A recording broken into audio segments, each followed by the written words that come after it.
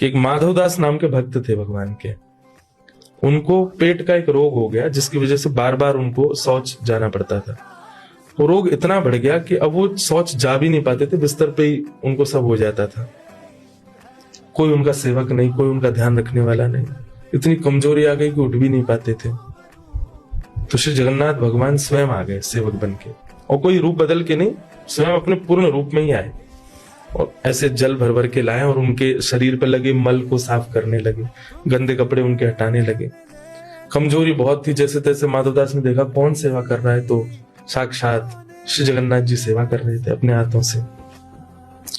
तो माधवदास जी उठ के बैठ के हाथ पकड़ लिया, बोले आप एक बात बताओ, क्यों कर रहे हो ये सब?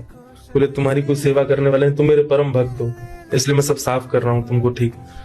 तो माधवदास जी बोले आप तो भगवान हो, आप मेरी सेवा करने यहां तक चले आए, लेकिन आप चाह जाओ तो मेरा रोग ही ठीक हो जाएगा, मुझे ठीक ही कर दो ना जी। आप मेरी सेवा करने क्यों आ गए हो, मुझे ठीक क्यों नहीं कर रहे हो?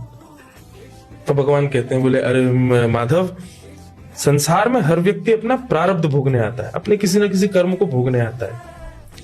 इसका मतलब ये नहीं है कि वो मेरा भजन करे तो उसके प्रारब्ध नष्ट हो जाए। हाँ, पहाड़ जो थे वो कंकड़ बन जाएंगे मेरे भजन से, लेकिन आएंगे जरूर जीवन।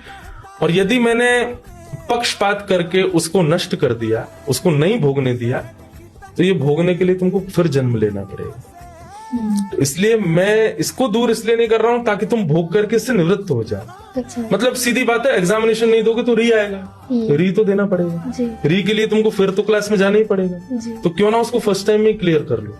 तो वही बात भगवान बताना चाह रहे हैं कि भाई संसार के प्रारब्ध ही महाभारत है, हम सबको लड़ना पड़ेगा, युद्ध करना पड़ेगा। युद्ध क्या है? कर्म। उठो जागो लड़ो।